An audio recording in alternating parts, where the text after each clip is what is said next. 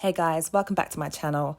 Today I wanted to discuss something that I know a lot of narcissistic abuse survivors struggle with, and that's the reality of living in a fantasy versus living in reality. One of my subscribers posted a comment on my channel saying, I've come to realize that I'm in love with the potential of our relationship, not the reality of it. So this comment gave me the idea for this piece of content because so often in the context of an emotionally abusive relationship, the word potential usually means fantasy. So if you've experienced emotional abuse, you may have felt trapped in a fantasy land which kept you trapped in a relationship with a narcissist. You believe all the lies you're being told through gaslighting. You downplay all their emotional, manipulative behaviors, pretending things aren't so bad. You may just say things like, he or she's not always like this. We do have some good times. They've been through a lot in the past. Things won't always be this way. One day they'll change. Or something like, but we've been together for 7 years. So then you feel obligated to stay because you've invested a good portion of your life with this person. You probably feel this way because over the duration of your relationship, they've gained emotional control via love bombing, gaslighting, and hoovering. You usually go through the discard over and over again. They'll go from terrorizing you to being nice, pulling you back into the fantasy stage. This makes it hard for you to stay in reality and causes you to grip tight to the hope that things will and can get better. You're fully aware that you're being mistreated, but you take on the responsibility of changing the narcissist because no one knows them like you do. You have to recognize, though, that you don't have the power to change them or fix them.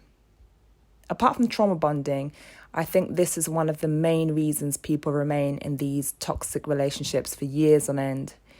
Feeling that you're responsible for anyone else's behavior is in itself fantasy thinking and also dysfunctional. The only thing we can be responsible for is what steps we choose to take and in maintaining our own boundaries.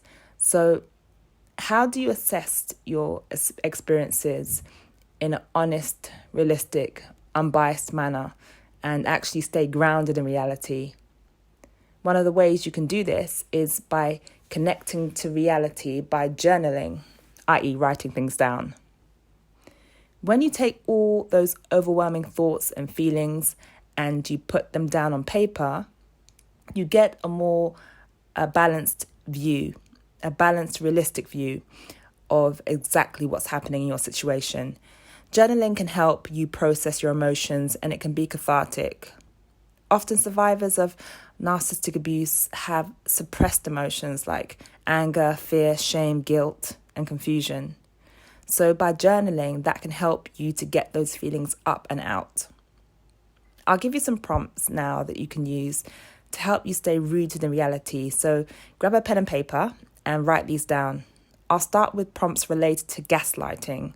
And these questions will help you to take an honest evaluation of specific instances that have happened. So 1, what happened?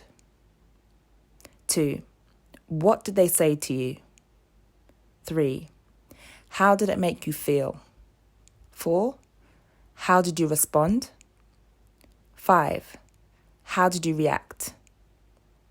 6, why? 7, did you believe their version of the story? 8, how did the incident make you see yourself? And here are some other questions to explore.